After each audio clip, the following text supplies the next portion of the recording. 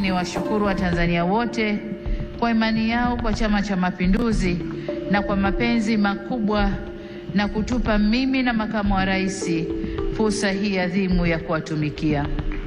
Shukrani za kipekee kwa viongozi na wanachama wa Chama cha Mapinduzi kwa namna walivyoendesha kampeni kwa mafanikio makubwa sana. Nishukuru tena Tume ya Uchaguzi kwa kuratibu na kusimamia mchakato mzima wa uchaguzi kwa ufanisi usiotiliwa shaka. Kabla hujamaliza kutizama na kusikiliza hotuba ya Rais Samia Suluhu, nikukumbushe kwamba hii ni hotuba yake iliyokuwa ikisubiriwa kwa hamu na wananchi wengi kutaka kusikia kauli yake ya kwanza baada tu ya kuapishwa kuiongoza Tanzania kwa miaka 5 toka 2025 mpaka 2030, ambapo nikinukuu, Tume Huru ya Taifa ya Uchaguzi ilimtangaza kuwa kashinda kwa kishindo kwa zaidi ya 97.6 na Novemba 3, 2025 alikula kiapo kule Dodoma kwenye viwanja vya jeshi kukiwa na ulinzi mkali. Kwenye hotuba yake hii ya kwanza ameongea vingi, ikiwemo kugusia machafuko, akitaja pia kuwa vikundi vya uhalifu toka nje ya nchi viliingia nchini na kusababisha vurugu.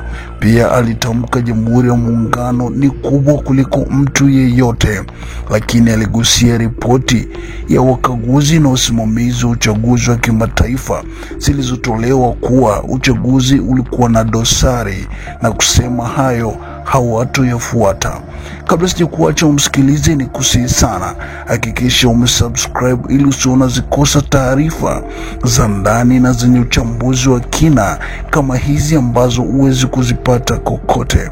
Bonyeza maneno subscribe kisha alama ya kengele. Pongezi zangu pia ziwaendee wote walioshinda kwenye nafasi za ubunge, ujumbe wa Baraza la Wawakilishi na udiwani kote nchini. Kwa wote niwaambie, uchaguzi umekwisha. Sasa baada ya kuapa, tukafanye kazi ya kulijenga taifa letu na kujenga utu wa Mtanzania.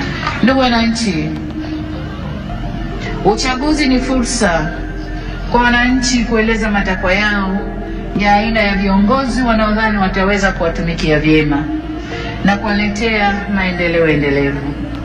Kipindi cha kampeni tuligawika kiitikadi na kishabiki kama taifa, ila baada ya uchaguzi kufanyika, anayechaguliwa na wengi huwa ndio chaguo la nchi na anapaswa kuwa mtumishi wa wananchi wote waliomchagua na waliochagua wagombea wengine na hata ambao hawakushiriki uchaguzi. Kwa sisi tuliochaguliwa, ahadi yetu kwenu wananchi ni kulitumikia taifa hili kwa nguvu zetu zote, vipawa vyetu vyote na maarifa yetu yote. Ndugu zangu wa Tanzania, ni vyema tutambue kwa uchaguzi mkuu wa viongozi wa serikali ni mchakato wa msimu mmoja tu ndani ya kipindi cha miaka 5. Muda mwingine wote maisha lazima yaendelee. Hivyo basi jukumu letu sote kwa pamoja ni kujenga nchi yetu na kuifanya kesho yetu iwe bora zaidi kuliko jana yetu. Niwasihi tuendelee kuilinda itikadi yetu ya umoja na mshikamano. Ndugu zangu, wote tunayetakia mema nchi hii, tumesikitishwa na kuhuzunishwa na matukio ya uvunjifu wa amani, upotevu wa maisha na uharibifu wa mali za umma na mali za watu binafsi kwenye baadhi ya maeneo hapa nchini, hasa kwenye majiji na miji. Kilichotokea hakiendani na taswira na sifa za Kitanzania na sio Utanzania. Haikutushangaza kuona kuwa baadhi ya vijana waliokamatwa kutokana na kadhia hiyo wametoka nje ya Tanzania.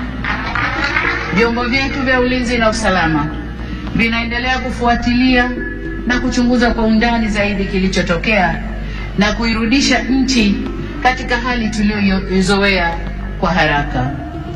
Kamati ya ulinzi ya kitaifa na kamati za ulinzi za mikoa na wilaya, na wataka muhakikishe kuanzia leo maisha ya wananchi yanarejea mara moja.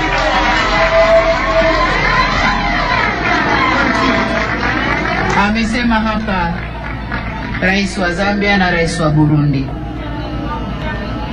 Machafuko ndani ya nchi si mema, hayana bei, hayana thamani na si faida kwa yoyote yule. Kwa ndugu zangu, niwaombe sana tuzingatie umoja, amani na utulivu wa nchi yetu. Ndugu zangu, nitumie fursa hii kutoa onyo kama mama, kutoa onyo kwa wale wote waliochochea uvunjifu wa amani. Na nawataka watambue kuwa vurugu na uvunjifu wa amani huishia kupimana nguvu na uwezo wa kujihami, ila mazungumzo huzaa mshikamano. Sasa tuchague lenye manufaa kwetu, kwani usalama wa taifa lolote hulindwa na wote kwa nguvu zote na gharama zozote. Ndugu viongozi na ndugu wananchi, kama kawaida kwa nchi zenye mfumo wa kidemokrasia hualika waangalizi wa uchaguzi kutoka jumuiya za kimataifa na kikanda kuja kushuhudia mchakato wa uchaguzi. Uwepo wao huongeza uhalali wa juhudi zetu za kuhakikisha uchaguzi unafanyika kwenye mazingira ya uwazi, haki, heshima na utawala wa sheria. Kwa muktadha huu, tunazishukuru jumuiya zote zilizoleta waangalizi wa uchaguzi.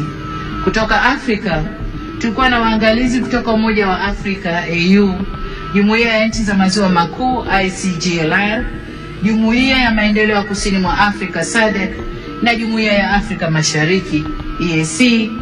Pamoja na hao, tulikuwa na wengine kutoka maeneo mbalimbali ulimwenguni. Makundi yote ya waangalizi yameshatoa taarifa za awali na tunawashukuru kwa kuwa nasi, na kwa heshima kubwa tumepokea maoni yao. Hata hivyo, kama alivyowahi kusema Rais wa awamu ya 3 ya Jamhuri ya Muungano wa Tanzania hayati Benjamin William Mkapa mwaka 2000 wakati akiapishwa kuwa rais, na hapa nanukuu kipande tu cha hotuba hiyo kinachosema: na washukuru watazamaji wa kimataifa kuja kushuhudia uchaguzi wetu ulivyofanyika. Walipotusifu tumepokea sifa hizo kwa unyenyekevu mkubwa. Tumesikia pia waliodhani hayakwenda sawa, na mengine hata sisi wenyewe tumeyaona. Maagizo ya kutuelekeza nini cha kufanya tumeyakataa. Ushauri wao tutauzingatia ili tufanye vizuri zaidi siku zijazo. Mwisho wa kunukuu. Ndugu wananchi, sifa moja ya mwanadamu ni kutokukamilika. Aliyekamilika kabisa bila kasoro yoyote ni Mwenyezi Mungu peke yake.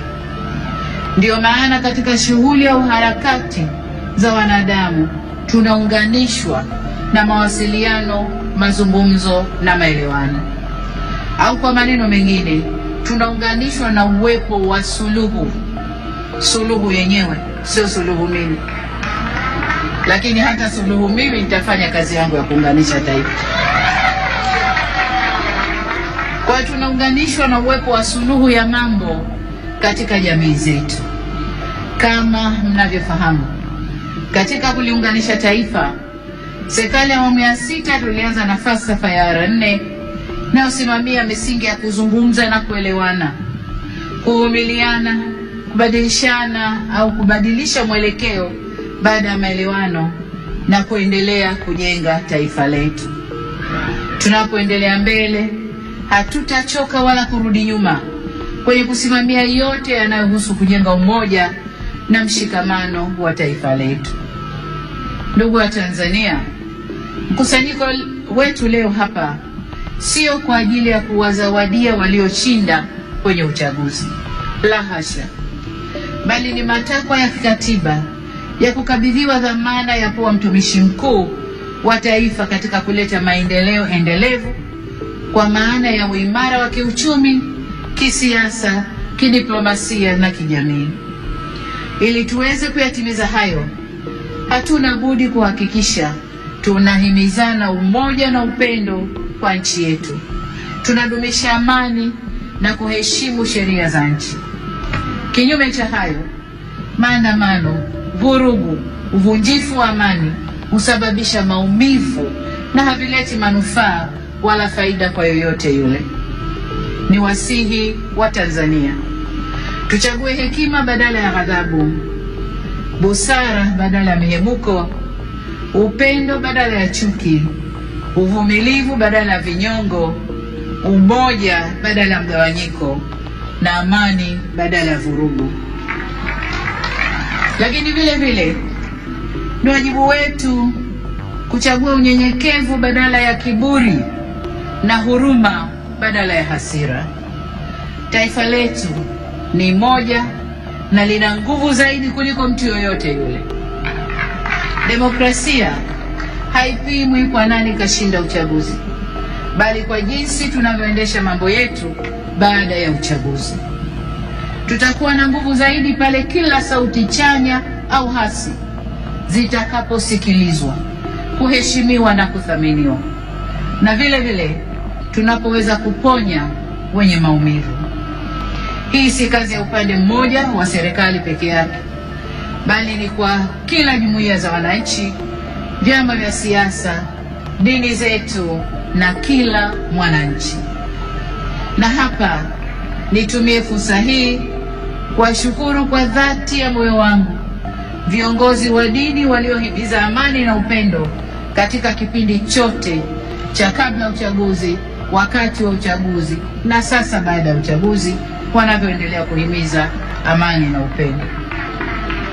Ndugu zangu, nimeamua kutumia jukwaa hili leo kushukuru na kupongeza kwa kumaliza uchaguzi, kuhimiza umoja na mshikamano wa kitaifa, na kusisitiza kwamba Jamhuri ya Muungano wa Tanzania kama taifa ni muhimu zaidi kuliko matakwa binafsi ya mtu yoyote.